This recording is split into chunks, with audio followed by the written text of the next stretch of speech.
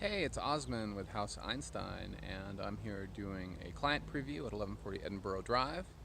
Let's go take a look. The street itself is relatively quiet, not a lot of traffic.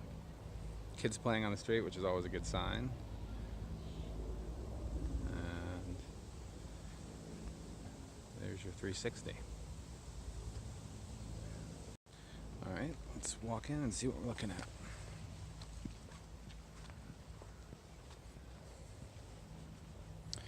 Yard looks nicely landscaped with a sprinkler system on the front.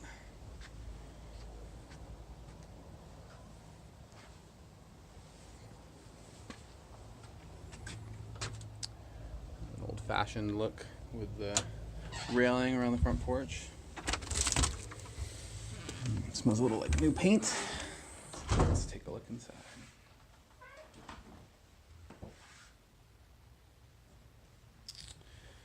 So as we thought from the photos that we looked at online, those are original windows, aluminum, which is a little easier to replace than the steel buck we see in some of these houses. Nicely staged. Living area, radiant heat. Walk through into the kitchen.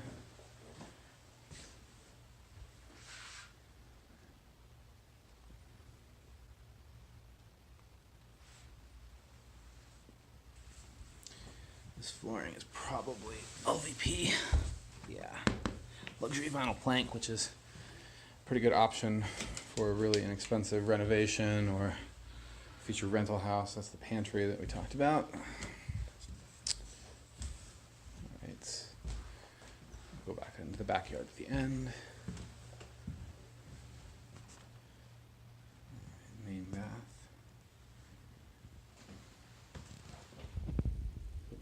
LVP.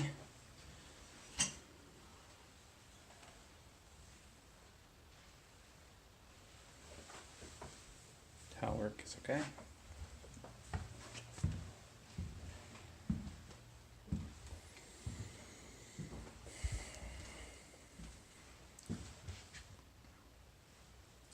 The standard layout for these 50s, 60s, and 70s era ranch homes.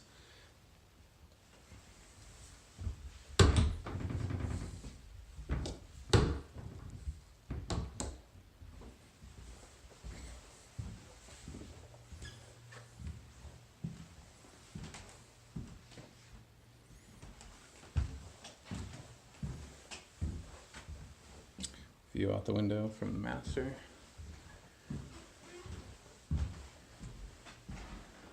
That'll give you a sense of the neighbors.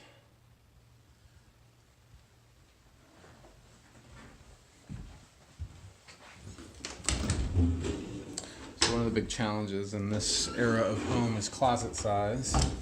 It's from a time when people had a few outfits and not all the stuff that we tend to have today. So finding adequate storage is something that we look at solving. Okay, so that's the 3 bedrooms on the main. This is obviously the master. The 2 secondary bedrooms are pretty small. We've seen some people blow out this wall or open into this wall.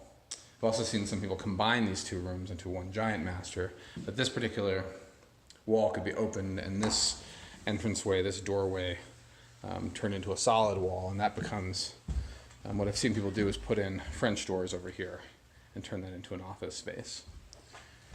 But all pretty tidy, nicely staged, fairly basic. We'll do the walk around on the outside at the very end. Let's head into the basement.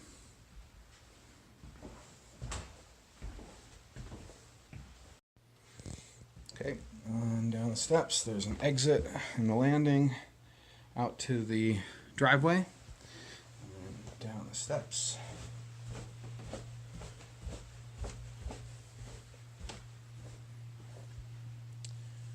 Okay, this is the living area, and you have a drop ceiling, which is pretty typical.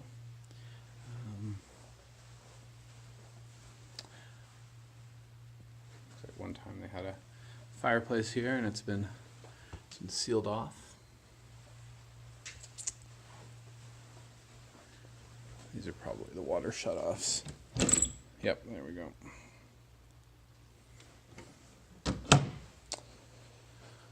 Well, let's check out this room. Mechanical room.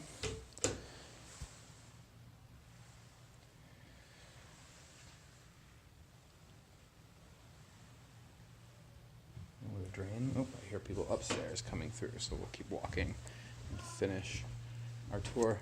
We're down here.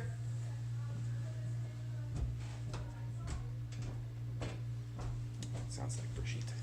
Leave the lights on, okay? No problem, Brigitte. Thank you.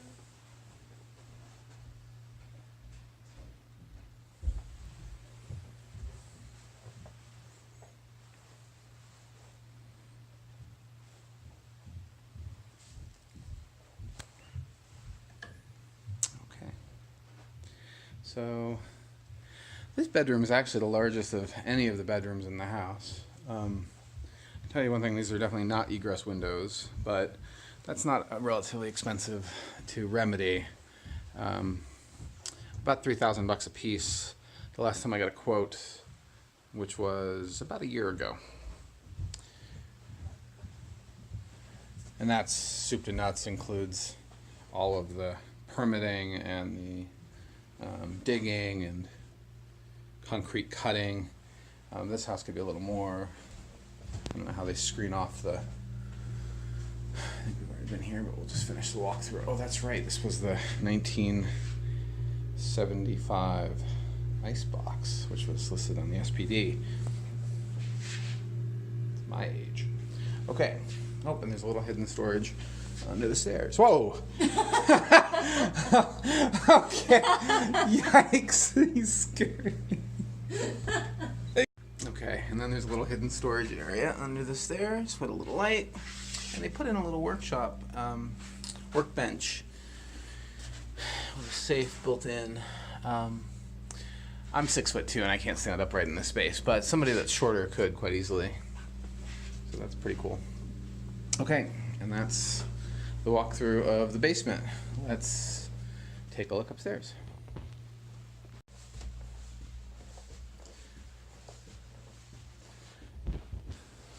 Just the walkthrough of the inside, and then let's check out the backyard.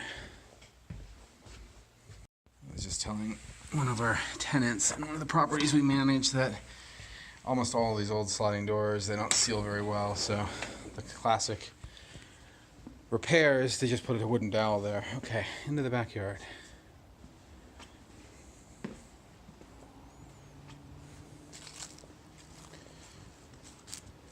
Well, the backyard's nicely landscaped as well. Do a slow pan. So when you're looking at the exterior of these houses, you often want to take a good close look at the brick because it can tell you if there are some settling issues. And this one looks pretty clean. I don't see any step cracks. Obviously this is not a property inspection, but this is such an obvious thing to look for that we can do a quick glance.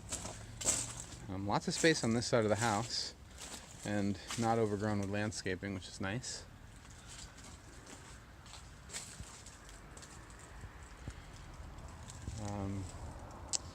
You know, the slope, I don't want to put a level on this, but it feels like it might be slightly sloped this way. So if you were to put in an egress window, you may want to think about adjusting the grading here at the same time to make sure it's sloped away from the house. Positive slope is what you always want away from your foundation. But the brickwork doesn't suggest anything that I see going on.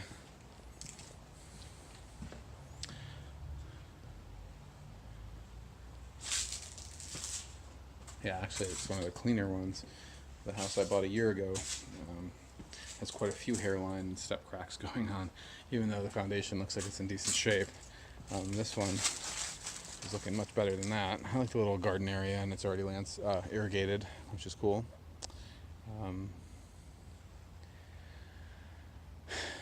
Now the storage shed does not look quite as tidy. There's some clear signs of some deferred maintenance that could use a little attention. Generally, you never want your wood materials touching the landscaping on the bottom.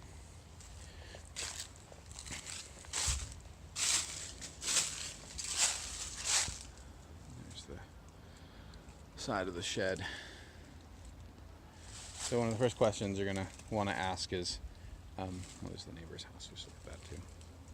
One of the first questions you're going to want to ask is, how do we enclose that garage, or do we do something in the backyard with another structure? Enclosing the garage is probably a good option. 'Cause right now you're just looking at a storage shed. And I do have the key for that, so let me take a look inside.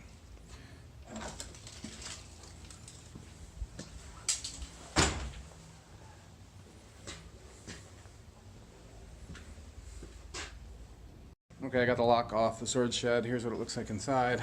It's kind of dark in here, so we're not going to get the best video, but it's just storage space. Pretty basic. There's some built-in closets that he had put in at some point, or she. Racks, gear racks. Actually pretty smart. I mean, most of the time these storage spaces are used as gear storage anyway. Garages are almost always filled with bicycles and camping gear and the usual Boulder assortment of outdoor adventure stuff. So this previous owner, or current owner, had all of this stuff built in, which would make for some pretty tidy storage. So I would call that a plus. Not sure how this side opens, but I'm kind of monkey with it.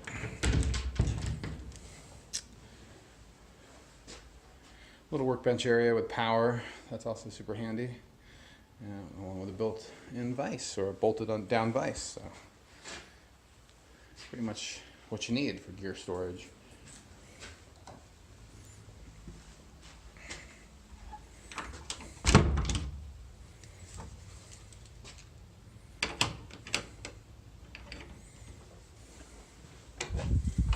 This side looks like you got the snowblower and a few more shelves.